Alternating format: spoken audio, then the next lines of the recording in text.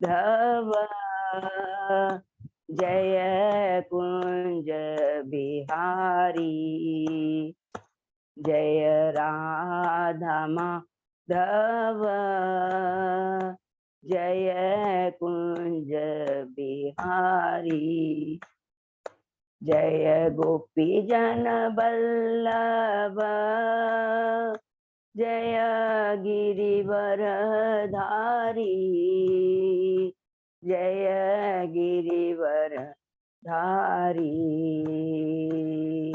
यशोदानंदन ब्रज जन रंजन यशोदानंदन ब्रज जन रंजन यमुना तीरा वनचारी यमुना तीरा वनचारी जय राधा माधव जय कुंज बिहारी हरे कृष्णा कृष्णा कृष्णा हरे हरे हरे राम राम राम हरे हरे हरे कृष्णा कृष्णा कृष्णा हरे हरे हरे राम राम राम हरे हरे हरे कृष्णा कृष्णा कृष्णा हरे हरे हरे राम राम राम हरे हरे जय गोविंद बोलो हरि गोपाल बोलो गोविंद बोलो हरि गोपाल बोलो राधा रमन हरि गोविंद बोलो राधा रमन हरि गोविंद बोलो जय राधा माधव राधे जय राधा श्याम सुंदर राधे जय राधा मदन मोहन राधे जय राधा गोपीनाथ राधे जय राधा कुंज बिहारी राधे जय जगन्नाथ बलदेवा जय सुभद्रा जय गौरानिताय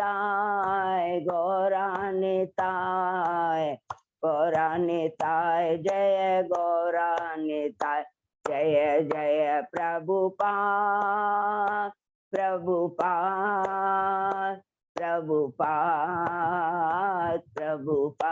जय जय गुरुदेव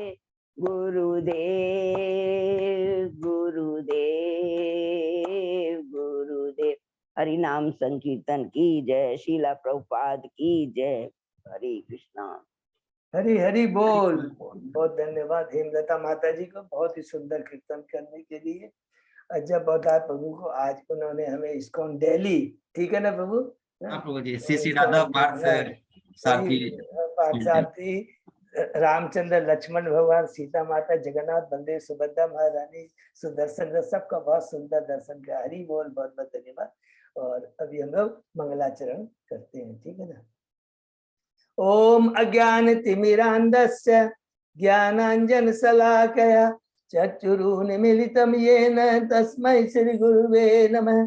श्रीचैतन्यमनोभीष्टं स्थापितं येन भूतले स्वयं रूपकदा मह्यं ददाति स्वपदान्तिकं।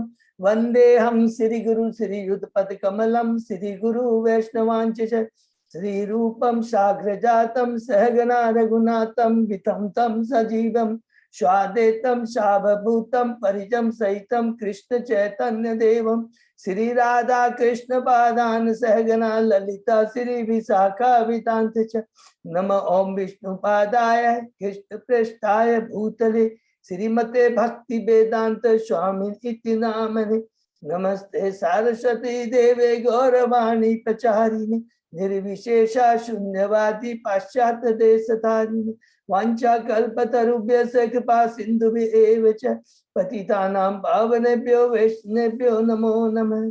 नमो महावदान्याय कृष्ण प्रेम प्रदायते कृष्णाय कृष्ण चैतन्य नामने गौरत्मिषे नमः। हे कृष्ण करुणा सिंधु दीन बंधु जगतपते गोपेश गोपिका कांत राधा कांत नमस्तुते। तप्त कांचन गौरांगी राधे वृंदावनेश्वरी वृषभानुसुते देवी प्रणमामि हरिप्रिये। नीलांचल निवासाय नित्याय परमात्मने बलभद्र सुभद्रायां जगन्नाथाय ते नमः।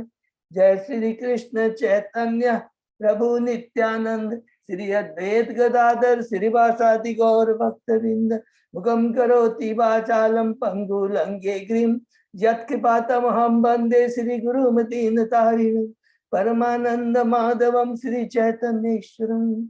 हरे कृष्ण कृष्ण कृष्ण हरे हरे हरे राम राम राम हरे। श्री श्री मंगलाचरण की जय। शिला प्रभुपाद की जय। हरे कृष्णा। आज के इस भगवत चर्चा भागवत स्टडी अध्ययन कथा में सभी भक्तों का हार्दिक स्वागत है। सभी भक्तों के चरणों में मेरा दंडवत प्रणाम है। हम भगवान गुरु आचार्य साधु भक्तों की असीम कृपा है कि हम लोग सब भक्त लोग मिल करके श्रीमद् भागवतम की आपस में चर्चा कर रहे हैं, अध्ययन कर रहे हैं। अभी हम लोग कैंटो 3 के 27वें अध्याय में है, जिसका शीर्षक है प्रकृति का ज्ञान। प्रकृति का ज्ञान है तो एक एक चीज को समझ। प्रकृति, जीव भी प्रकृति है।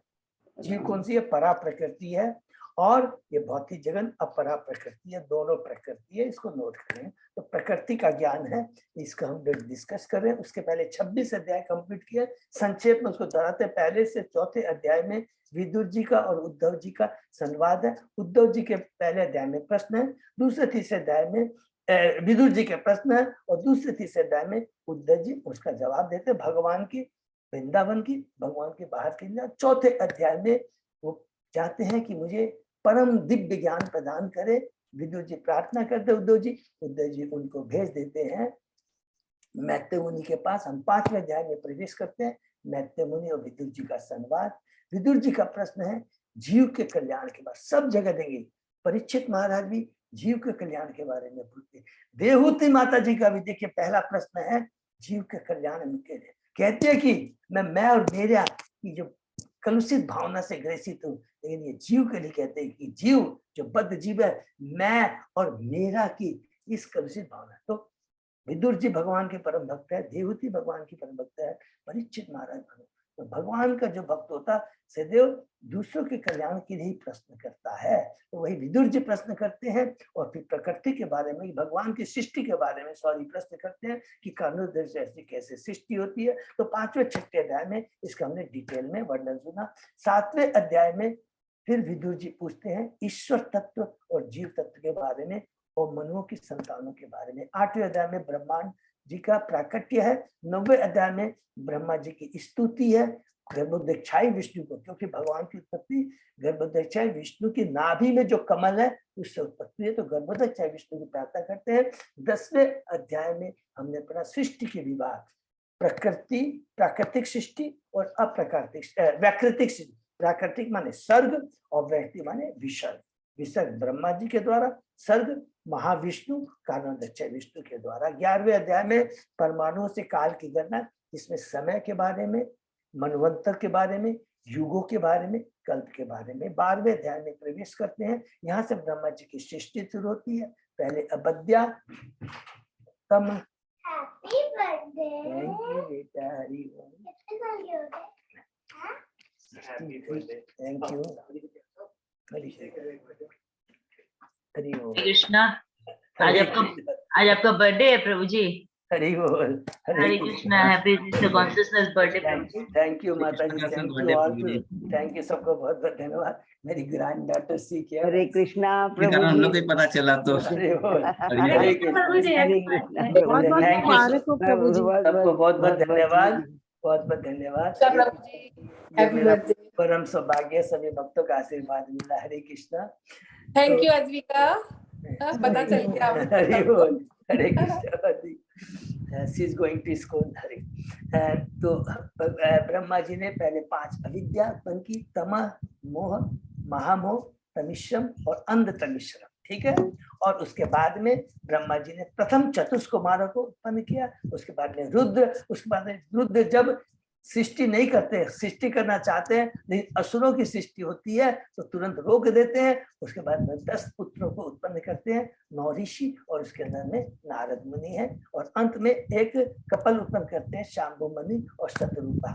13वें अध्याय में प्रवेश करते हैं, बराह भगवान का अवतार, जिसमें बराह भगवान श्वेत बराह का वर्णन है, और दूसरा क्या है, नील बराह या रक्त बराह का वर्णन। श्वेत बराह ने पृथ्वी का उद्धार किया है, और जिससे कि स्वयंभू मनु, पृथ्वी रहेगी तभी तो वो सृष्टि बढ़ाएंगे, जनसंख्या बढ़ाएंगे, ये उद्देश्य है। और बराह भगवान जो श्वेत बराह किस प्रकार, अभी 14वें अध्याय में हम जाएंगे कि जो असुर है उसका किस प्रकार उद्धार किया। 14वें अध्याय में कश्यप मुनि और दीति क्या संध्या समय किस प्रकार वो गर्भ धारण करती है, उसके गर्भ में असुर आते हैं, वो पश्चाताप करती है। कश्यप मुनि उनको आश्वासन देते हैं, तुमने पश्चाताप है किया है, और इस तुम्हारे पश्चाताप को भगवान, पश्चाताप से सारे पापों की जो पाप कर्म नष्ट हो जाते हैं। और सुंदर वर्णन है, और तुम्हारा पुत्रों का कल्याण भगवान करेंगे, नंबर 1, और प्रहलाद तुम्हारा पुत्र होगा, एक ब्रह्मांड का परम।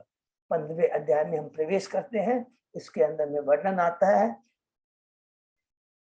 ब्रह्मा जी के पास में जो देवता पहुंचते हैं, ईश्वर के साम्राज्य का वर्णन शीर्षक है, जिसके अंदर में ब्रह्मा जी देवताओं को बताते हैं कि किस प्रकार ये जो तुमने प्रश्न किया, ब्रह्मांड कलुषित हो गया, भयानक हो गया। इसका कारण है कि जब चतुष्कुमार की पूरी लीला सुनाते हैं, कैसे ब्रह्मांड में जाते हैं और भगवान के भवन में जा करके द्वारपाल 7वें जो बैकुंठ के 7वें द्वार में जा करके द्वारपाल उनको रोक देते हैं, वो क्रोधित होते हैं और उनके अभिशाप देते हैं, और भगवान स्वयं आते हैं, लक्ष्मी जी को लेकर नंगे पांव आते हैं और कहते हैं कि मेरे द्वारपालों से जो भूल उसके लिए मैं दायित्व हूँ, मैं रिस्पॉन्सिबल हूँ, मुझे क्षमा करें। 16वें अध्याय में वर्णन आता है कि किस प्रकार चतुष्कुमार द्वारपालों का अभिशाप देते हैं, और द्वारपाल चतुष्कुमार किस प्रकार भगवान को कहते हैं, ये तो आपका समर्पण है, नम्रता है, बद्ध जीवों को ज्ञान देने के लिए है कि कभी भी वैष्णव के प्रति अपराध नहीं होना चाहिए। और भगवान कहते हैं ये वास्तव में मेरे द्वारा ही लीला रचित है। 17 से 19 अध्याय के अंदर में हमने हिरणाक्ष और बराह भगवान की लीला सुनी कि किस तरह हिरणाक्ष पूरे जैसे ही 100 साल में जब दीति माता गर्भ धारण करने के बाद उनको जन्म देती है, और किस प्रकार हिरणाक्ष छोटा भाई है, हिरण्यकशिपु बड़ा भाई है, किस प्रकार वो बड़ा ब्रह्मांड में उत्पात मचाता है, और भगवान बड़ा किस प्रकार उससे युद्ध करते हैं, और उसके बाद में 19 अध्याय में उसको किस प्रकार भगवान मार करके उसे मुक्ति प्रदान करते हैं। और ब्रह्मा जी उस मुक्ति को और उस जो उनको मारते हैं उसको ग्लोरीफाई करते हैं कि एक असुर भगवान के हाथ मारा गया, उसको मुक्ति मिल गई। 20वें अध्याय में हमने संक्षिप्त में जो भी वर्णन किया, सर्ग विसर्ग उसका वर्णन है, और 21 से 24 अध्याय में देवहूति माता और कर्दम मुनि के गृहस्थ जीवन का वर्णन है, और किस प्रकार अंत में कर्दम मुनि भगवान कपिल का आशीर्वाद दे करके जंगल में जा करके भगवान की भक्ति कर करके वो भगवत धाम को प्राप्त करते हैं। 21 अध्याय में शीर्षक है कश्यप स्वयंभू मनु और कर्दम मुनि का संवाद, कि किस प्रकार स्वयंभू मुनि पहले कर्दम मुनि प्रार्थना करते 10,000 वर्षों तक, और भगवान दर्शन देते और कहते हैं मेरी दिव्य इच्छा पूरी हुई। वर्ड यूज करते हैं दिव्य इच्छा। याद रखेंगे भगवान का भक्त जब भी भक्ति करता है, भगवान की भक्ति के लिए करता है, अपनी भौतिक इच्छाओं को पूर्ति के लिए कभी नहीं करता है। वो क्या हो गई, रजोगुणी भक्ति हो गई है। वो रजोगुणी भक्ति नहीं करता है, उसको हमने डिटेल में पढ़ेंगे, गीता भी हमने पढ़ा है कि तमोगुणी भक्ति किसको बोलते हैं, रजोगुणी किसको बोलते हैं, सतोगुणी किसको बोलते हैं। लेकिन कर्दमुनि भगवान की परम भक्त थे, 3 गुणों से वे ऊपर है, याद रखें। उन्होंने प्रार्थना की थी भगवान के आदेश का पालन करने की। भगवान का आदेश किसको था, सब याद करेंगे। ब्रह्मा जी को आदेश है क्या, तुम सृष्टि को बढ़ाओ। फिर ब्रह्मा जी ने अपनी छाया से कर्दमुनि को, और कर्दमुनि क्या, तुम्हें सृष्टि बढ़ाओ। ये भगवान का आदेश है। और जब भगवान का परम भक्त सृष्टि बढ़ाता है, उसका उद्देश्य क्या होता है, इस ब्रह्मांड में भक्तों को जन्म दे, जिससे वो प्रचार करे पूरा एकदम। तो ये सारे कार्य भक्तिमय कार्य। भक्तिमय कार्य में क्या क्या इंक्लूड होता है, एक एक चीज को हम समझेंगे। गृहस्थ में रह करके कृष्ण में संतान को उत्पन्न देना गृहस्थ का कार्य है, भक्ति का कार्य है। और वो गृहस्थ में रह कर भी ब्रह्मचर्य कहलाता है।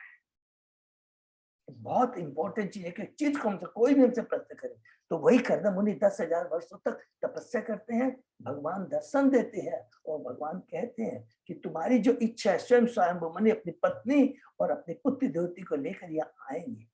स्वयंभू मनु आते हैं और कर्दमुनि उनका स्वागत करते हैं। 22वें अध्याय में प्रवेश करते हैं, देवहूति और कर्दमुनि का परिणय, जिसके अंदर में स्वयंभू मुनि ग्लोरीफाई करते हैं इनको, कर्दमुनि को, और फिर कहते हैं मेरी पुत्री को स्वीकार कीजिए। कर्दमुनि स्वीकार करते हैं और स्वयंभू मुनि चले जाते हैं। 23वें अध्याय में है देवहूति का शोक, जिसमें अपने पति का, एक जो गुरु है, पति है, भगवान की परम भक्त है, उनकी सेवा करती है बिना स्वार्थ, बिना कोई भौतिक इच्छा के। कर्दमुनि प्रसन्न होते हैं और उनसे 9 कन्याएं उत्पन्न होती हैं। और उसके बाद में देवहूति कहती है, अरे मैंने तो अपना पूरा भौतिक, ये जो मनुष्य जीवन जो बहुत दुर्लभ है, केवल अपनी भौतिक इच्छाओं को पूरा करने में लगा दिया है। मानव जीवन तो आत्म साक्षात्कार के लिए, मानव जीवन किसके लिए, आत्म साक्षात्कार के लिए। अर्थात वो कर्म जो भौतिक जगत के प्रति अनासक्ति, भगवान के प्रति आसक्ति उत्पन्न करे और भगवान की भक्ति उत्पन्न करे, तभी मनुष्य जीवन सार्थक है। 24 अध्याय में प्रवेश करते हैं। कर्दमुनि की शीर्षक है कर्दमुनि का वैराग्य। और कर्दमुनि कहते हैं, हे देवहूति तुमको चिंता नहीं करना है, भगवान स्वयं अपने तुम्हारे गर्भ से प्रकट होंगे और तुम्हारे जितने भी संशय है, अज्ञानता को अपने ज्ञान की तलवार से नष्ट कर देंगे। स्वयं ब्रह्मा जी भी आके यही बात कहते हैं। उसके बाद में कर्दमुनि भगवान कपिल जो उनके घर में प्रकट हुए हैं, उनको प्रार्थना करते हैं और कहते हैं कि हमारा परम सौभाग्य है कि आप जैसे भगवान इस बद्ध जीव के घर में जन्म लिए। बड़े बड़े मुनियों भी उसके लिए दर्शन के लिए तरसते और आप स्वयं यहाँ पर दर्शन लिए। भगवान कहते हैं मैंने वचन दिया था, उसको पूरा किया है और अपनी माता देवहूति की जो भी अज्ञानता है उसको मैं अपने ज्ञान रूपी तलवार से नष्ट कर दूंगा। इसके बाद में कर्दमुनि चले जाते हैं जंगल में और तपस्या करते हैं और भगवान को प्राप्त करते हैं। ये एक चैप्टर खत्म हुआ। अब यहाँ से एक एक चीज को नोट कर लेंगे। 21 से 24 का हुआ कर्दमुनि देवहूति का। अब हमने पढ़ा था कि जो कपल उत्पन्न किए थे 12वें अध्याय में, स्वयंभू मनु और शतरूपा। यहाँ से अब आपको शुरू आएगा कि उनकी जो 5 पुत्र और पुत्रियां हैं, देवहूति, आकृति, प्रसूति, उत्तानपाद और प्रियवाद, ये 5। तो अब हम देवहूति से शुरू कर रहे हैं। स्टार्ट होता है 25 से लेकर पूरे 33 अध्याय तक का, कि इसके अंदर में देवहूति अब भगवान कपिल से प्रार्थना करती है। तो 25 अध्याय शुरू होता है, जिसका सीखता है भक्ति योग की महिमा। कहती है कि मैं अपने इंद्रियों से विक्षुब्ध अज्ञान रूपी अंधकार के गर्त में पड़ी हुई हूँ। हे कपिल, हे मेरे पुत्र, आप ही मेरे दिव्य नेत्र हैं। मैं और मेरी की ये जो कलुषित भावना, इससे ग्रसित हूँ, इसको दूर कीजिए। कपिल भगवान कहते हैं कि जो भी वास्तविक कर्म है, वास्तविक भक्ति क्या है, जो भगवान से संबंधित है, वही वास्तविक कार्य है, वही सर्वोच्च जीवन का लक्ष्य है, केवल भगवान की भक्ति। और यही ज्ञान मैंने पहले ऋषियों को भी दिया था, वही तुमको देता हूँ। करना क्या है, अपने मन को, अपनी चेतना को शुद्ध करना है, और वो केवल भक्ति के द्वारा होगा। जब तक भक्ति में प्रवृत्त नहीं होते, आत्मा साक्षात में पूर्णता नहीं आती है। और उसके लिए क्या करना चाहिए? स्वरूप सिद्ध व्यक्तियों का हमें एसोसिएशन करना चाहिए। पवित्र पुरुषों, परम सिद्ध स्वरूप सिद्ध व्यक्तियों की संगति करने से भौतिक आसक्ति का जितना भी कुप्रभाव है वो तुरंत नष्ट हो जाता है। फिर वो कहती है दोबारा, दूसरा प्रश्न, पहला प्रश्न क्या कहती है कि मेरा, मैं और मेरी की जो कलुषित भाव उसको नष्ट, ये देखिए पूरा याद रखेंगे कि देहूति के क्या क्या प्रश्न। फिर दूसरा प्रश्न करते हैं कि मुझे भक्ति किस तरह की करनी चाहिए। तो भगवान कपिल कहते हैं तुम्हें भाव भक्ति, स्वतः स्फुरित जो भक्ति है वो करनी चाहिए, तीव्र भक्ति करनी चाहिए। फिर हम 26वें अध्याय में प्रवेश करते हैं, प्रकृति के मूलभूत सिद्धांत। यहाँ पर ईश्वर, जीव और प्रकृति के बारे में पहले बताते हैं। तो डिटेल में वर्णन किसका? प्रकृति का। कौन सी? अपरा प्रकृति का। याद रखेंगे एक एक चीज का। तो यहाँ पर पहले बताते हैं, कहते हैं कि परमात्मा की विभिन्न कोटियों को जानने से 3 गुणों से जीव मुक्त हो जाता है। और जो जीव है वास्तव में क्या है? उसका जीव का स्वरूप क्या? जीव स्वरूप है कृष्ण नित्य दास। एक तो ये कहा, लेकिन 3 गुणों के प्रभाव में आकर के बंध जाता है और इस भौतिक जगत को ही अपना कर्म क्षेत्र मान लेता है। ये तो जीव की पोजीशन बताया। फिर भगवान के बारे में बताते हैं, पुरुष, परम पुरुष के बारे में बताते हैं। परमात्मा का कोई आदि नहीं है, अंत नहीं है, वे सर्वत्र दिखाई देते हैं और वो इस भौतिक जगत में लीला करने के लिए आते हैं। इस भौतिक जगत को प्रकट करते हैं। बद्ध जीवों की जो दुष्कुच कलुषित चेतना है कि मैं, I am the proprietor, I am the enjoyer, हम उसको पूरा करने के लिए ये भौतिक जगत को प्रकट करते हैं, लेकिन स्वयं उसमें लिप्त नहीं होता। ये परमात्मा तत्व हो गया। जीव तत्व क्या हो गया कि जीव वास्तव में क्या है? आगे में पढ़ेंगे, वो आता है भौतिक इच्छाओं को पूर्ति करने के लिए। फिर प्रकृति के बारे में हमने पूरा डिटेल में पढ़ा। इसमें सबसे इंपॉर्टेंट चीज हमने क्या पढ़ा कि ये जो प्रकृति दृश्य जगत प्रकट होता है, इसके पीछे भगवान का हाथ है। भगवान के बिना कुछ नहीं हिलता है। इसलिए हमने पढ़ा कि प्रधान महत्त्व मिथ्या अहंकार जो जब सतोगुण में होता है, रजोगुण में होता है, तमोगुण में होता है, और उसके बाद में हमने ग्रॉस एलिमेंट और इंद्रिय विषय, सब स्पर्श रूप रस गंध का पूरा सूत्केंद्र का डिटेल में पढ़ा। और अंत में पढ़ा कि किस प्रकार परम पुरुष विराट रूप की जो उत्पत्ति होती है उसकी तुलना है 14 भुवनों से की गई है, वर्ण ब्राह्मण क्षत्रिय वैश्य शूद्र से की गई है, देवताओं से अलग अलग अंगों से की गई है। तो अलग अलग 27वें अध्याय में जो भी अभी हम लोग हैं प्रवेश कर रहे हैं, ये बहुत इंपॉर्टेंट है। प्रकृति का ज्ञान इसमें इसलिए याद रखेंगे, ये प्रकृति और जीव के बारे में बताया गया।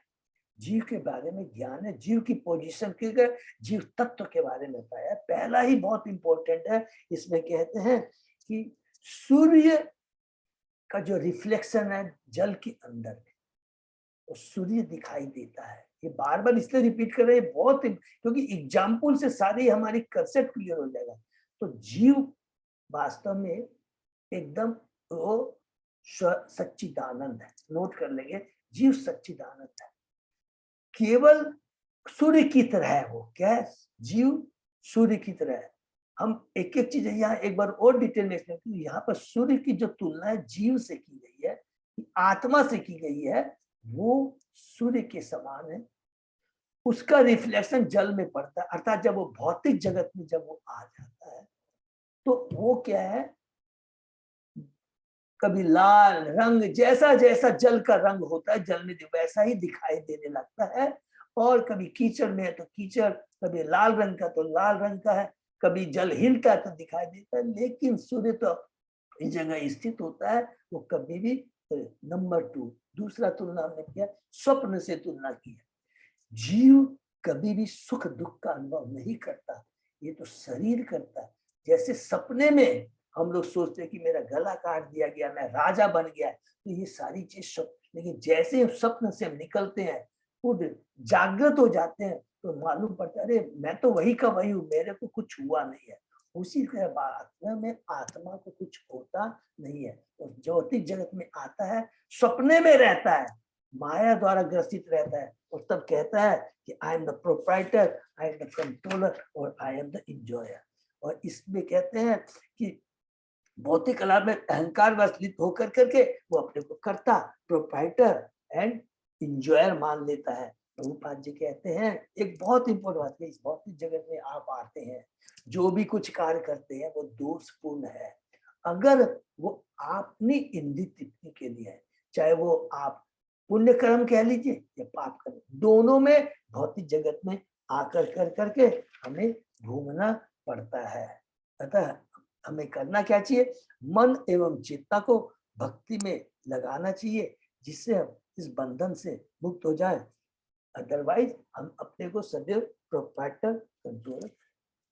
अब यहाँ पर उसके बाद में हमने पढ़ा है, ये देखिए बार बार कि जो भी ज्ञानी होता है, चाहे वो ध्यानी हो या भगवान का भक्त हो, तीनों में समभाव होता है। थोड़ा और कलम, ज्ञानी भी होता है ना, उसकी चेतना क्या होती है कि मैं शरीर नहीं हूं, मैं आत्मा हूं, और उसमें भी संभाव होता है क्या कि सब जीव के अंदर में जो है वो आत्मा एक ही तरह की। ध्यानी क्या होता है, सब जीवों में आत्मा और परमात्मा है। और जो भगवान का भक्त होता है उसमें तो होता ही आत्मा और परमात्मा भी है, लेकिन वो क्या बोलता है, जो कुछ भी है वो भगवान की शक्ति है और भगवान का साकार रूप है।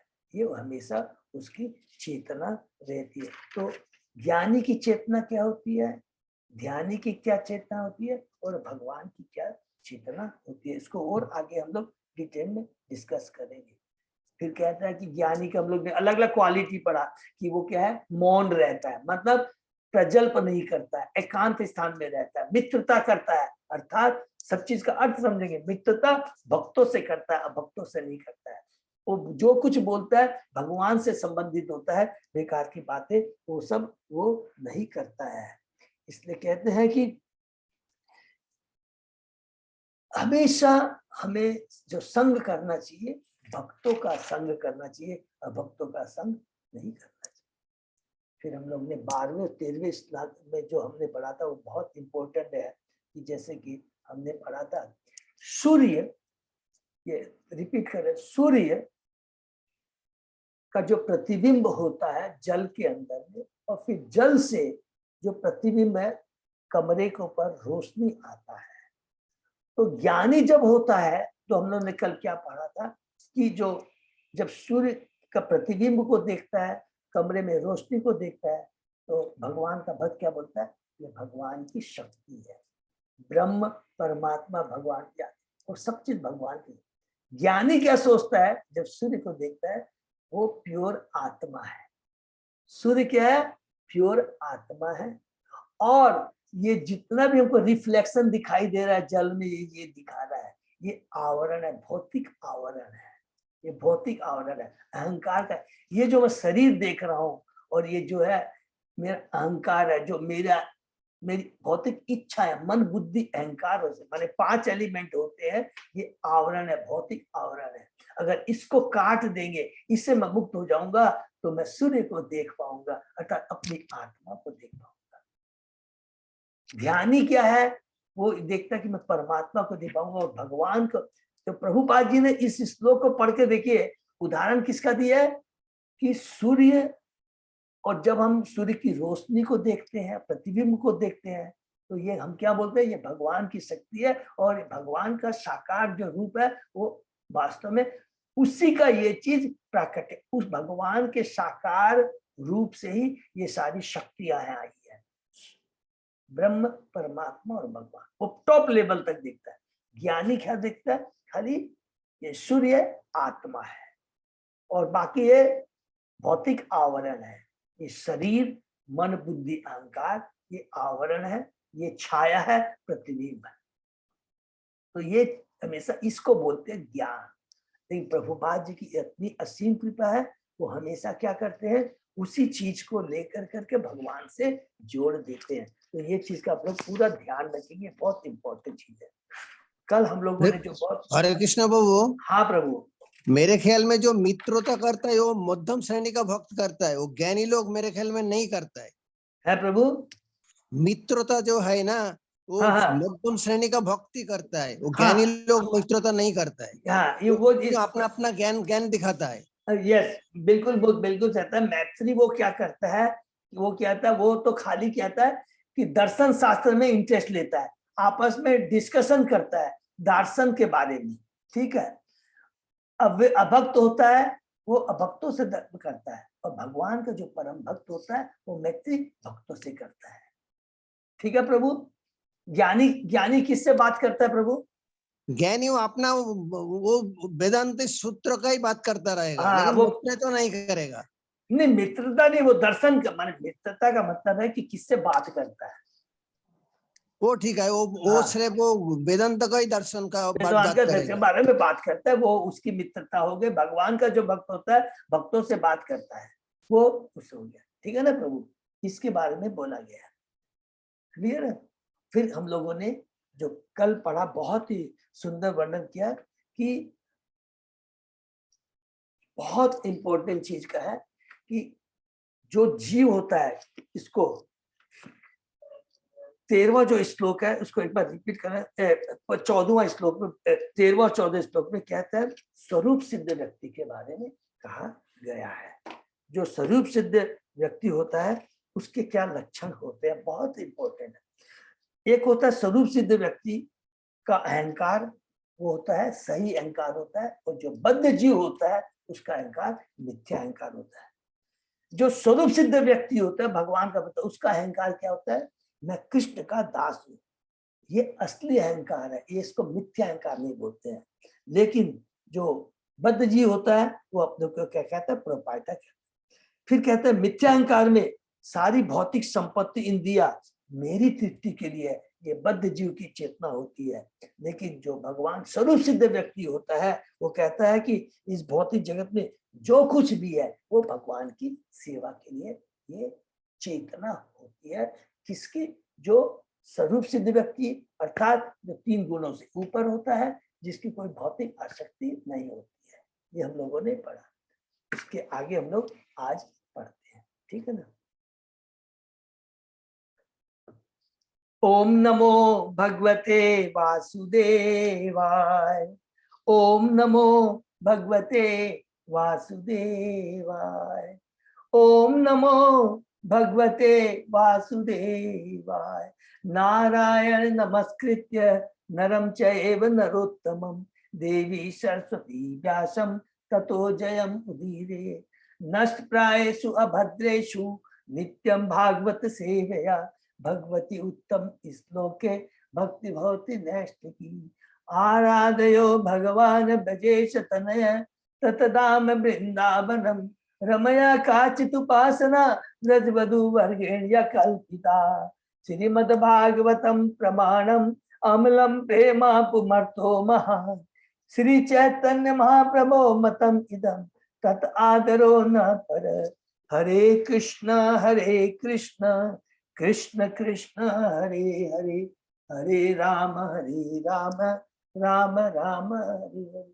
कैंटो 3 अध्याय 27 शीर्षक प्रकृति का ज्ञान, श्लोक नंबर 14 प्रभु जी। 14 से करेंगे। तो हमने कल 2 ही श्लोक किया था, तो हम लोग शुरू करते हैं श्लोक नंबर 14। भूत सूक्ष्म इंद्रिय मानो बुद्धि आदिषु ये निद्रया लीनेषु असति यः तत्र विनिद्र निरहंक्रिय। यद्यपि ऐसा लगता भक्त पांचों तत्वों, भोग की वस्तुओं, इंद्रियों तथा मन और बुद्धि में लीन है, किंतु वह जागृत रहता है और अंधकार से रहित होता है। हरि बोल। रूप गोस्वामी द्वारा भक्ति रसामृत सिंधु में दी गई व्याख्या कि किस प्रकार मनुष्य इसी शरीर में मुक्त हो जाता है, इस श्लोक में विस्तार से दी गई है। वह जीवात्मा जो सत्य दृक हो चुका है, सत्य दृक का मतलब सबको याद है ना, स्वरूप सिद्ध हो चुका है, 3 गुण सुपर, माने भौतिक चीज के प्रति उसकी कोई आसक्ति नहीं होती है। जिसने भगवान के साथ अपने संबंध को समझ लिया है, वह पदार्थ के 5 तत्वों, पृथ्वी अग्नि जल वायु आकाश, 5 भौतिक इंद्रियों, 10 इंद्रियों, इंद्रिय विषयों, सब स्पर्श रूप रस गंध, 10 इंद्रिया, 5 कर्मेंद्रिया, 5 ज्ञानेंद्रिया, मन तथा बुद्धि में लीन रह सकता है, तो भी वह जागृत रहता है। क्यों जागृत रहता है? सारी चीजों को वो भगवान की सेवा में लगाता है। वही स्वरूप सिद्ध व्यक्ति है जो भौतिक जगत में रहता है, जितने भी भौतिक चीजों को यूज करता है, लेकिन वो भगवान की सेवा में यूज करता है, अपनी इंद्रिय तृप्ति के लिए यूज नहीं करता है, इसीलिए वो जागृत कहलाता है और अहंकार के फल से मुक्त माना जाता है। यहाँ पर लीन शब्द अत्यंत महत्वपूर्ण है। मायावादी चिंतक ब्रह्म के निर्गुण तेज में लीन होने की संतुष्टि करते हैं, यही उनका चरम लक्ष्य या गंतव्य होता है। यहाँ पर इन लीन होने का भी उल्लेख है, किंतु इस तरह लीन होने के बावजूद मनुष्य अपना व्यक्तित्व बनाए रख सकता है। जीव गोस्वामी ने एक उदाहरण दिया है कि हरे वृक्ष में प्रवेश करने वाला हरा पक्षी हरियाली में लीन होता प्रतीत होता है, किंतु पक्षी वस्तुतः अपने व्यक्तित्व को नहीं खोता। इसी प्रकार भौतिक प्रकृति या आध्यात्मिक प्रकृति में लीन जीवात्मा अपने व्यक्तित्व का त्याग नहीं करता। वास्तविक व्यक्तित्व तो अपने को परमेश्वर का नित्य दास समझता है। हरि बोल, कितनी सुंदर बात लिखी है। हम लोग ने दो चीज पढ़ा है यहाँ, मायावादी का भी और सगुणवादी जो भगवान के भक्त है।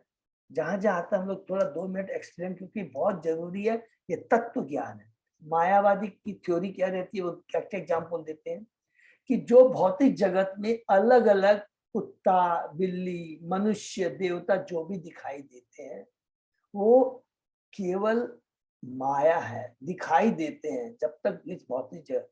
जैसे ही वो इस धरा से जाते हैं, यहाँ जगत से जाते हैं, वो जाकर के जहां से एक शून्य से या जहां से भी आए तो उसमें विलीन हो जाते हैं, विलीन परमानेंट विलीन हो जाते हैं। लेकिन प्रभुपाद जी इतने कृपालु कहते हैं, गीता में भगवान ने जो कहा है उस एक श्लोक को लेकर पूरी जगत पूरा रहता है। 15 अध्याय का 7वां श्लोक, इसको नोट करेंगे, बहुत इंपॉर्टेंट।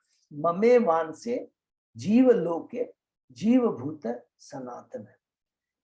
प्रत्येक जीव चींटी से लेकर करके ब्रह्मा जी तक का मेरा शाश्वत अंश है। शाश्वत का मतलब क्या हो गया, वो विलीन जब भी हो गया तो शाश्वत कैसे हुआ, अर्थात मेरे जीव का हमेशा शाश्वत अस्तित्व बना रहता है। वो मेरी शक्ति है, जीव मेरी पराशक्ति है, लेकिन उसका अस्तित्व हमेशा बना रहता है। अगर वो शरीर छोड़ के जाता है तो विलीन नहीं होता है, उसको दूसरा शरीर मिलता है। जब तक भौतिक जगत में रहता है या मेरे धाम में आ जाता है तो भी आकर मेरे में विलीन नहीं होता है, मेरे धाम में आकर के मेरी भक्ति करता है। इतना सुंदर ये गीता का श्लोक बोला है। प्रभुपाद जी एग्जाम्पल कितना सुंदर दे रहे हैं कि जिस मायावादी क्या बोलते हैं, जैसे नदियां हैं, बहुत सारी नदियां हैं, आती हैं समुद्र में मिल जाती है, विलीन हो जाते हैं, उनका अस्तित्व खत्म हो जाता है। तो प्रभुपाद जी इसको कैसे काटते हैं, अरे भाई तुमने खाली ऊपर की तलय, समुद्र का खाली ऊपर की तलय देखी है कि नदियां आती है और विलीन हो जाती है।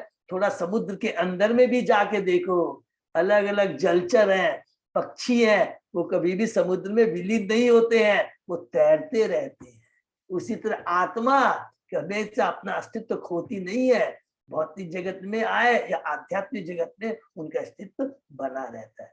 फिर दूसरा एग्जाम्पल यहाँ पर दिया है, हरा पक्षी होता है तो मायावाद, तो हरा पक्षी जब पेड़ के अंदर जाता है उसका भी रंग हरा है, पत्तियों का रंग भी हरा है, तो क्या वो पक्षी जाकर वो पेड़ में विलीन हो जाता है कि नहीं, वो अपना अलग अस्तित्व बनाए रखता है। अर्थात यहाँ बोलना चाहते हैं जीव हमेशा अपना शाश्वत अस्तित्व बनाए रखता है, वो कभी विलीन नहीं होता है।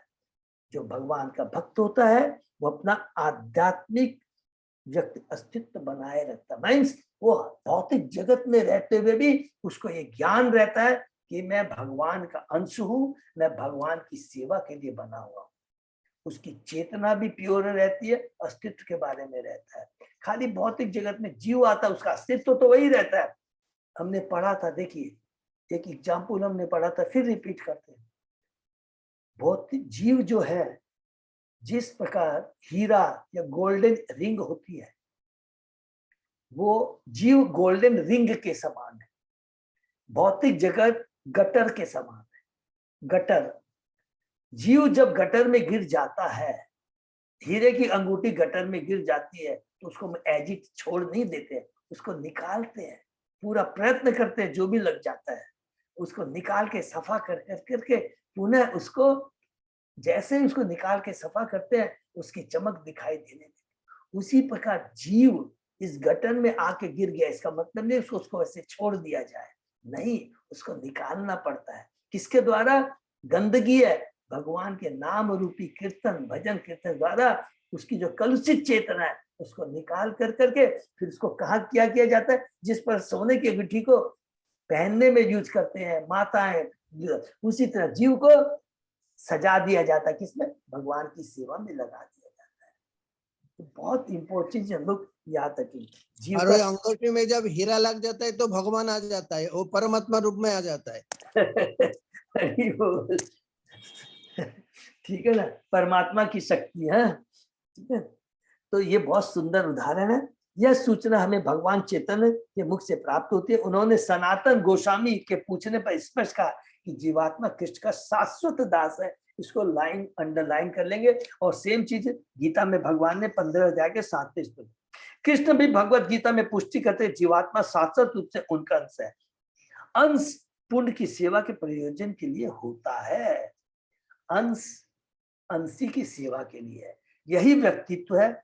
यहाँ तक कि इस जगत में जहाँ जीवात्मा पदार्थ में लीन होता है, होया पाया जाता है, उसका स्थूल शरीर 5 तत्वों का बना होता है। उसका शरीर सूक्ष्म शरीर मन बुद्धि अहंकार तथा कलुषित चेतना का बना होता है और उसके 5 कर्मेंद्रिय तथा 5 ज्ञानेंद्रियां होती है। इस प्रकार वह पदार्थ में लीन हो जाता है, किंतु पदार्थ के 24 तत्वों में लीन होते हुए भी वह भगवान के दास रूप में अपना व्यक्तित्व बनाए रखता है। जैसे कि हमने एग्जाम्पल दिया, सबको कोरिलेट कर लेंगे। किस प्रकार सूर्य है, सूर्य का प्रकाश है, प्रतिबिंब जो गिरता है, ये प्रतिबिंब है। ये सब क्या है? ये इसका रिफ्लेक्शन है। ये भौतिक शरीर है, मन बुद्धि अहंकार है। ये सब क्या चीज है? ये कभी भी जीव का जो वास्तविक पोजीशन है, सच्चिदानंद पोजीशन है, उसको कभी भी नष्ट नहीं हो सकता। तो आप एक चीज नोट करके रखते हैं, जीव भगवान का अंश है और सच्चिदानंद है, सच्चिद आनंद से पूर्ण है। वो उनकी सच्चिदानंद जो उनका जो गुण है कभी नष्ट नहीं होता, चाहे भौतिक जगत में आ जाए, सवाल ही। केवल वो प्रतीत होता है कि वो अपना सच्चिदानंद स्वरूप खो दिया है, नहीं। केवल भौतिक जगत में आकर के ये जो मन बुद्धि अहंकार पृथ्वी अग्नि जल वायु से जो शरीर बन जाता है, मन बुद्धि इसके चक्कर में आकर, इसके आवरण में आकर के लगता है कि उसने अपना सच्चिदानंद रूप खो दिया है। नहीं नहीं नहीं, इसको पुनः हम इसको भक्ति के द्वारा इस जो हमारी कलुषित चेतना को नष्ट कर करके हमारी जो सच्चिदानंद अवस्था ब्रह्म अवस्था है, स्वरूप सिद्ध व्यवस्था, उसे पुनः प्राप्त कर सकते हैं। अर्थात जीव शाश्वत है, उसके गुण शाश्वत है, भगवान का अंश है। भगवान में जो गुण है वही चीज जीव में है, क्योंकि वो उसका अंश है। ठीक है, ये बहुत इंपॉर्टेंट है। चाहे वह आध्यात्मिक प्रकृति में हो या भौतिक प्रकृति, चाहे वह आध्यात्मिक जगत में हो या भौतिक जगत में हो, ऐसा दास मुक्त माना जाता है। यह शास्त्रों की व्याख्या है और उसकी इस श्लोक में पुष्टि हुई है। तो देखिए, जीव तत्व के बारे में हम लोग पढ़ रहे हैं, जो कि क्वेश्चन किसने किया था? विदुर जी ने 7वें अध्याय में भी किया था। सेम चीज की यहाँ बहुत डिटेल में वर्णन आ रहा है। ये ज्ञान है, ये ज्ञान है जो कपिल मुनि देवती माता को दे रहे हैं। तो हम जीव कितना महान है, वो भी मनुष्य योनि जब मिलती है तो सोचिए कितना हम बगले भाग्यशाली है। इसका हमें सदुपयोग करना चाहिए।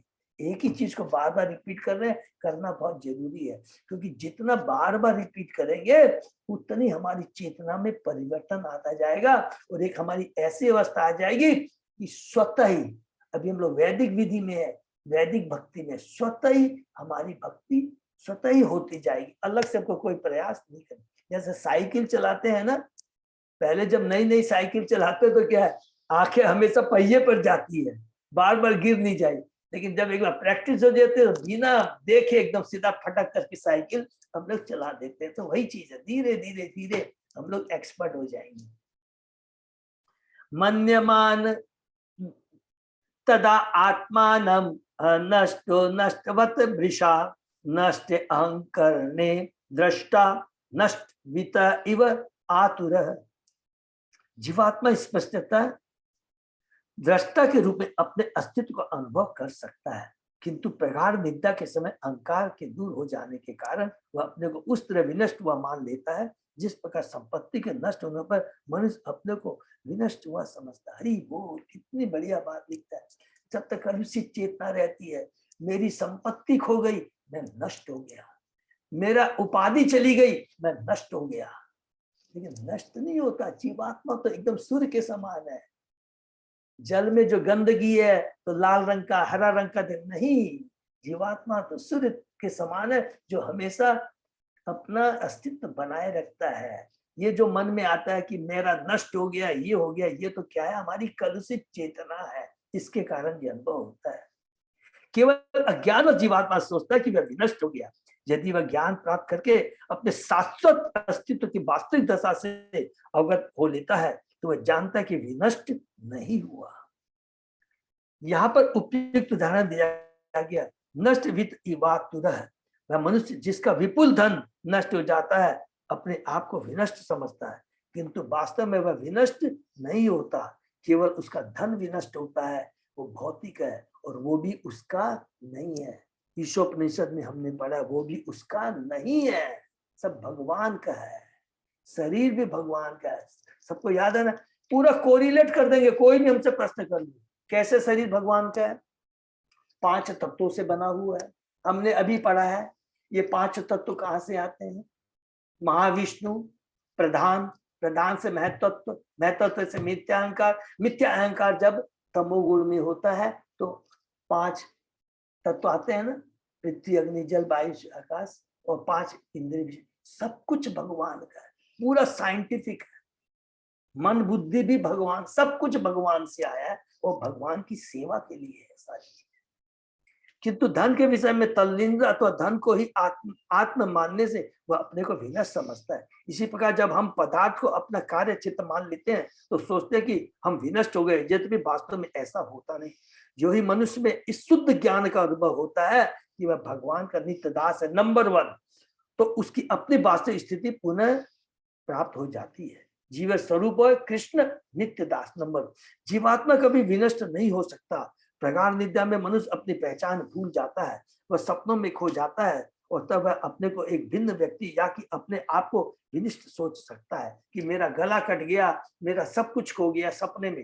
लेकिन जब सपना टूटता है तो देखता है मेरा कुछ भी नहीं बिगड़ा, किंतु वास्तव में उसकी पहचान अछूती बनी रहती है। विनष्ट होने का यह भाव अहंकार के कारण है। कौन सा अहंकार? इसमें ऐड कर लेंगे, मिथ्या अहंकार के कारण है। और यह तब तक बना रहता है जब तक मनुष्य में यह ज्ञान नहीं जगता कि वह भगवान का नित्य दास है। मायावादी चिंतकों की परमेश्वर से तादात्म्य की विचारधारा अहंकार से विनष्ट होने का दूसरा लक्षण है। मनुष्य झूठे ही दावा कर सकता है कि मैं परमेश्वर हूँ, किंतु वास्तव में वैसा होता नहीं। जीवात्मा पर माया के प्रभाव का ये अंतिम जाल होता है। क्या अंतिम जाल? I am the proprietor, I am the controller, I am the enjoyer. अपने आप को परमेश्वर के तुल्य मानना या कि स्वयं परमेश्वर समझ लेना अहंकार के ही कारण होता है। कौन से अहंकार? मिथ्या अहंकार के कारण। हरि बोल। देखिए प्रभुपाद जी की कितनी बड़ी कृपा, कितना सुंदर ढंग से एक एक चीज ज्ञान योग के बारे में, तत् प्रकृति का ज्ञान के बारे में बात करते हैं। प्रभुपाद जी कहते हैं कि नहीं भाई तुम लोग फिर कंफ्यूज हो जाओगे। ठीक है, वो ज्ञान है, ज्ञानी का ज्ञान ठीक है, हम शरीर नहीं, हम आत्मा, इस भौतिक जगत से छुटकारा पाना है, सब कुछ बात सही है।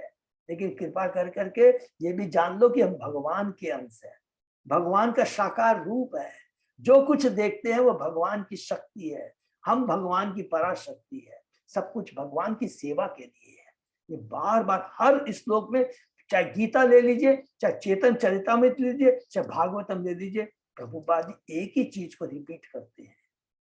जहां भी ज्ञान योग की बात आती है, ध्यान योग की बात आती है, कर्म योग की बात आती है, प्रभुपाद जी कह देते हैं कि जीवन का जो परम लक्ष्य है कृष्ण प्रेम प्राप्त करना। सब नोट कर लें।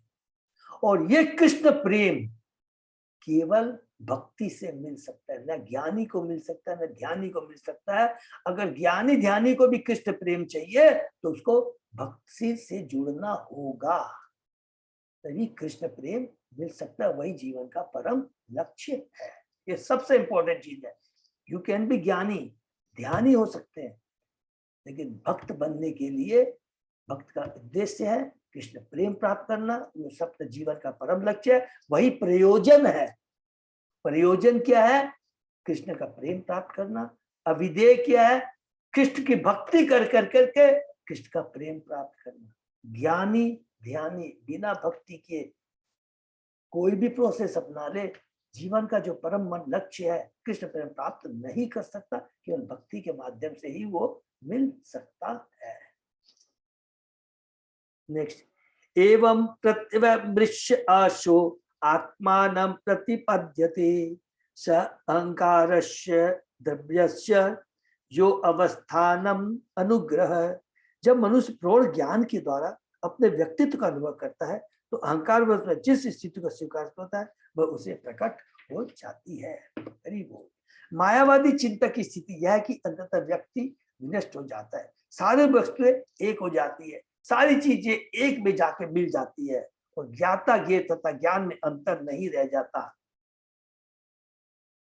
जो कि हम लोग ने पढ़ा है ना गीता में, ज्ञाता ज्ञेय के बारे में। ज्ञेय जिसके बारे में ज्ञाता जानने वाला, एंड ज्ञान मीन्स नॉलेज। किंतु सूक्ष्म विश्लेषण से पता चलता है कि यह सही नहीं है। व्यक्तित्व व्यक्तित्व कभी विनष्ट नहीं होता। आप माने आपकी आइडेंटिटी कभी विनष्ट नहीं होती। यहाँ तक कि तभी वह मनुष्य यह सोचता है कि वह तीन भिन्न तत्व अर्थात ज्ञाता ज्ञेय तथा ज्ञान एकाकार हो गए, एक हो गए हैं। यह विचारधारा की तीनों एक में लीन हो जाते हैं ज्ञान का दूसरा रूप है, और चूंकि ज्ञान रूपी द्रव्य अभी भी विद्यमान रहता है, अतः यह कहा जा सकता है कि ज्ञाता ज्ञेय ज्ञान एक हो गए। इस ज्ञान को देखने वाला व्यक्ति जो अभी भी एक व्यक्ति बना रहता है। भौतिक जगत तथा आध्यात्मिक जगत दोनों में ही सत्ता बनी रहती है। एक नहीं होते हैं, नहीं होते हैं, नहीं होते हैं। भौतिक जगत में मेरी सत्ता बनी रहती है जीव की, आध्यात्मिक जगत में भी सत्ता बनी रहती है। अंतर है तो केवल पहचान की गुणवत्ता में। हरि बोल। भौतिक पहचान में अहंकार कार्य करता है। पहचान क्या है? जब हम भौतिक जगत में रहते हैं, लेकिन बहुत इंपॉर्टेंट चीज है, और आध्यात्मिक जगत में रहते हैं हमारी आइडेंटिटी बनी है। भौतिक जगत में जब रहते हैं तो हमारी आइडेंटिटी क्या है? I am the proprietor, I am the controller, I am the engine. आध्यात्मिक जगत में मैं कृष्ण का दास हूं। सिंपल यही चीज, अस्तित्व बना रहता है। भौतिक पहचान में अहंकार कार्य करता है, और गलत पहचान के मनुष्य वस्तुओं को अपने उनके वास्तविक रूप से भिन्न करके ग्रहण करता है। वास्तविक रूप ये जो भी शरीर है मेरा, ये जितनी भी भौतिक संपत्ति है जितनी है, वो क्या है? कृष्ण की है, कृष्ण की सेवा के लिए। तो हम भौतिक जगत में रहते हुए भी स्वरूप सिद्ध कहलाएंगे।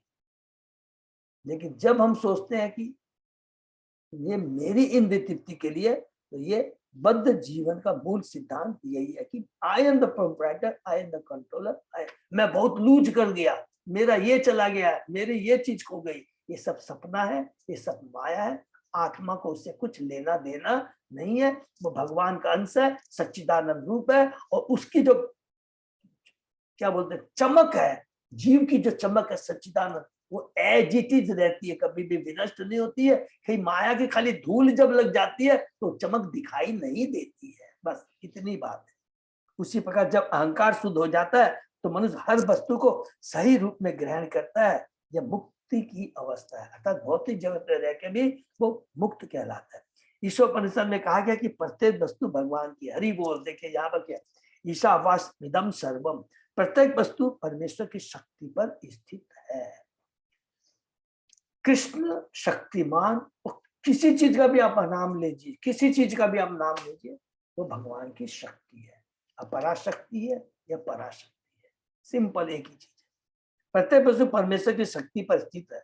भगवत गीता में भी इसकी पुष्टि हुई है, क्योंकि प्रत्येक वस्तु उन्हीं की शक्ति से उत्पन्न है और उनकी शक्ति पर स्थित है। अतः यह शक्ति उनसे भिन्न नहीं है। तो भी भगवान कहते हैं मैं वहां नहीं हूं। जब मनुष्य अपनी स्वाभाविक स्थिति को समझ लेता है तो सब कुछ प्रकट हो जाता है, अर्थात उसकी दृष्टि क्या हो जाती है, सही हो जाती है। सब चीज को अभी हमने पिछले श्लोक कुछ श्लोक में पढ़ा ना, वो सही देखने लगता है, अर्थात हर चीज का क्या वास्तविक स्वरूप है, किसके लिए है, उसको पूरा ज्ञान हो जाता है और उसी के अनुसार वो कार्य भी करता है। वस्तुओं की अहंकारजन्य स्वीकृति से मनुष्य बद्ध होता है, अतः वह शक्ति उनसे भिन्न नहीं है, तो भी भगवान कहते हैं मैं वहां नहीं हूं। जब मनुष्य अपनी स्वाभाविक को समझ लेता है तो सब कुछ प्रकट हो जाता है। वस्तुओं की अहंकारजन्य स्वीकृति से मनुष्य बद्ध होता है, किंतु उनकी सही सही स्वीकृति से वह मुक्त हो जाता है। अहंकार के चलते एक ही चीज बार बार प्रभु बार बार रिपीट करते हैं कि जीव एक्चुअली मुक्त रहे, केवल अहंकार बस वो बद्ध हो जाता है। लेकिन ज्ञान के द्वारा, भक्ति के द्वारा जब उसको ये मिथ्या ज्ञान जब उसका दूर हो जाता है तो वो इस भौतिक जगत में रहते हुए भी मुक्त बनता है। पिछले श्लोक का उदाहरण यहाँ लागू होता है। अपने धन में अपनी पहचान करने से जब मनुष्य का धन नष्ट हो जाता है तो वह सोचता है कि वह भी नष्ट हो गया, किंतु वास्तव में वह धन से एक रूप नहीं है और न यह धन उसका है। जब वास्तविक स्थिति प्रकट हो जाती है तो हम समझ पाते हैं कि धन किसी एक व्यक्ति या जीवात्मा का नहीं है, न ही वह मनुष्य द्वारा उत्पन्न है। इसको भी नोट कर लेंगे, न ही मनुष्य द्वारा उत्पन्न है। अंततः यह धन परमेश्वर की संपत्ति है, अतः उसके विनष्ट होने का प्रश्न नहीं उठता। किंतु जब तक मनुष्य झूठे ही सोचता है कि मैं भोक्ता हूँ या मैं ही भगवान हूँ, तब तक जीवन की यह विचारधारा चलती रहती है और वो हमेशा सुख दुख लाभ हानि का अनुभव करता रहता है। जो ये अहंकार दूर हो जाता है वह मुक्त हो जाता है। जैसा कि भगवत गीता में पुष्टि है, मनुष्य की स्वाभाविक स्थिति ही मुक्ति की स्थिति है। स्वाभाविक स्थिति क्या है जीव की? जीव की स्वाभाविक स्थिति क्या है? जीवेर स्वरूप, जीवेर स्वरूप और कृष्ण का स्वाभाविक स्थिति के बारे में बोल रहा है। क्या है उसको क्या बोलेंगे? जीव भगवान का अंश है, भगवान का दास है और सच्चिदानंद रूप है उसका। उसको कोई, उसकी जो ये जो गुण है शाश्वत है। भगवान के भी गुण शाश्वत है। जीव शाश्वत है, भगवान का अंश है। भगवान शाश्वत है क्योंकि उसका अंश है, तो अंश भी शाश्वत होगा, कभी भी अशाश्वत कैसे हो सकता है? ये बार बार एक ही चीज को रिपीट। फिर यहाँ पर हरे कृष्ण प्रभु। हाँ प्रभु। प्रभु जैसा बोला था ना, नोट रिजर्व बैंक का है, वैसा ही है। ठीक बात है। जो हमारे सार्वभौम प्रभु ने कहा था कि वो रिजर्व बैंक का नोट है। हरि बोल। बहुत सुंदर सुंदर प्रभु सार्वभौम प्रभु एग्जाम्पल देते हैं। देवती अजय प्रभु, आई थिंक प्रभु जी ये रुक जाना चाहिए। क्योंकि प्रभु एक एक श्लोक में देखिए ये क्या है ना, ये सब थोड़ा डिस्कस करके समझने की चीज है। जिसको नहीं समझ में आए पूछेगा। देखिए प्रभुपाद जी की इतनी बड़ी कृपा है, एग्जाम्पल के माध्यम से माने इसको चीज को हम लोग बार बार रिपीट करेंगे, अपने जीवन में उतारेंगे ना, तो सबसे बड़ा लाभ क्या मिलेगा? गारंटी है कि हम कभी भी जीवन में विचलित, क्योंकि इसको कैसे कोरिलेट करेंगे? सबके प्रारंभ अलग अलग है, सबके अलग अलग, आत्मा एक ही है, ये याद। सब भगवान के अंश है। प्रारब्ध के अनुसार भौतिक लाभ हानि सुख दुख वो आते रहेंगे। इससे जीव की जो पोजीशन है कभी भी चेंज नहीं होती है। सब भगवान की आत्मा है। और किसी को प्रारब्ध के अनुसार मनुष्य जोनि जब मिल जाती है, देखिए ये चीज याद रखेंगे, चींटी भी भगवान का अंश है, लेकिन प्रारब्ध खराब है, गलत काम किए, जो भी कहे उसको उसकी चींटी योनि मिली है। चींटी अगर चाहे कि मैं भगवान की भक्ति कर करके मैं गोलोक धाम चली जाऊं, नहीं जा सकती। जितना समय उसका चींटी का समय लिखा उसको भोगना ही पड़ेगा। पेड़ पौधे कभी नहीं कर सकते, हाथी कुत्ता बिल्ली नहीं कर सकते। एकमात्र मनुष्य योनि ऐसी है जो कि मनुष्य योनि में अपने कर्म को चेंज कर सकता है, अपने कर्म को खत्म कर सकता है, वो भगवान के धाम जा सकता है। ये चीज अगर याद रखेंगे तो समझ में मनुष्य योनि बहुत दूर तक है। हरि बोल। ये बहुत इंपॉर्टेंट चीज है, इसको हमको खोना नहीं है। और इसीलिए बार बार यहाँ जीव प्रकृति का ज्ञान, जीव का परा प्रकृति का ज्ञान बहुत इंपॉर्टेंट है। ज्ञान ज्ञानी भी है, देखो ज्ञानी को भी मालूम होता है हमको ज्ञानी नहीं बनना है, इसलिए प्रभुपाद जी तात्पर्य में बोलता है भक्त बनना। क्यों नहीं बनना है? ज्ञानी भौतिक जगत से तो छुटकारा पा जाता है, उसको भी ये ज्ञान रहता है कि मैं भौतिक जगत का नहीं हूँ, ये जितने भी ये प्रतिबिंब है और ये कमरे में ये रोशनी है, ये सब तो प्रतिबिंब है। वो तो ज्ञानी को भी मालूम है मैं तो सूर्य के समान हूँ, मैं एकदम अलग है, वो भी ज्ञान है। लेकिन तो सूर्य के समान है, लेकिन अल्टीमेट की तरह कर्तव्य क्या है ये तो जानना है। वो तो कहता है मैं भौतिक जगत से छुटकारा पा गया, ब्रह्मानंद की प्राप्ति हो गई, बस दैट इज दैट। नहीं, प्रभुपाद जी तुरंत धक्का मारते, माथे पे हथौड़ा मारते, नहीं, जीव को भगवान की भक्ति से जोड़ना है, वही परम लक्ष्य है। ये सबसे इंपॉर्टेंट चीज है, ये चीज है। तो ज्ञानी ध्यानी जितके भी बारे में आप गीता में आप पढ़ लीजिए, जब तक भगवान से नहीं जुड़ेंगे, आगे हम लोगों को देखेंगे ध्यानी के बारे में बताएंगे, या अष्टांग योग के बारे में बताएंगे। इतनी मेहनत करनी पड़ेगी, ज्ञानी को कितना चिंतन करना पड़ता है, जैसे अभी कार्तिक नक्षत्र उसमें कितना मेहनत रहता है, हमेशा उसको टेंशन बना रहता है, अरे मैं ये कार्य करूंगा, ये भौतिक जगत से भौतिक आदमी से मिलूंगा तो उसके भौतिक लक्षण मेरे में आ जाएंगे, मेरी चेतना कलुषित हो जाएगी, मुझे तो इस भौतिक जगत से छुटकारा पाना। अरे पाके करना क्या, ये तो मालूम होना चाहिए। वही परम ज्ञान है, दिव्य ज्ञान है कि भगवान की भक्ति से करना। भक्ति क्योंकि जीवन स्वरूप है कृष्ण नित्य दास। दास का कर्तव्य क्या होता है? मालिक की सेवा करना, सिंपल चीज है। खाली मुक्त होने से नहीं, भगवान से जुड़ना, भगवान की सेवा करना, वही परम ज्ञान है, वही परम लक्ष्य है, वही हमारे ज्ञान की पूर्णता है। जो हमने रिपीट किया वही कर्म की पूर्णता है। हरे कृष्ण, बस यही चीज है। इस चीज को रिपीट करते जाएंगे, बार बार पढ़ते जाएंगे तो हमारी चेतना में सुधार आएगा। हरे कृष्ण, ठीक है ना? किसी का कोई प्रश्न?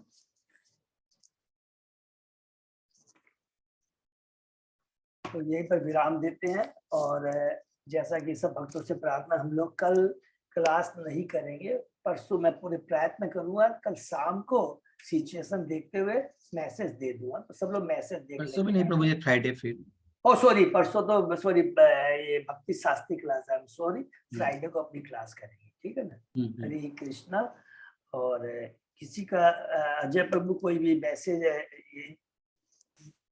कुछ भी ऐसा कुछ नहीं प्रभु जी, बस खाली वो आप देख लीजिएगा, आप लिस्ट लेकर के कुछ वैसा हाँ प्रभु, वो अपने डिस्कस कर लेंगे। वो अपने डिस्कस। कल मैं सॉरी, कल ही मैं वो करने वाला था, कल रात में 10 बजे विकास से बात हुई, उसने ये बोला कि प्रभु कल उसने पूरी एनालिसिस के बोला सब लोगों ने बहुत लोगों ने बहुत उल्टा पुल्टा भर दिया है, और एक एक जन ने 2-2 बार भर दिया है। तो इसी तरह करके कि मेरे को पूरा वो स्क्रीनिंग करना पड़ रहा है, तो 1-2 दिन समय लग रहा है, तो जैसे क्लीन करके मैं तुमको बता दूंगा। तो उससे लाभ क्या हो गया कि कुछ रूम भी निकल गए हैं, तो जिन लोगों को नहीं मिल रहे थे कि जिनने ऐसा किया, तो 1-2 दिन में मेरे पास में आ जाएगी। तो अपने जितने भक्तों का है वो लिस्ट है, मैं अजय पोदार प्रभु को दे दूंगा है, और जिनमें कोई भी कंफ्यूजन है या डायरेक्ट अजय को सबको दे देंगे।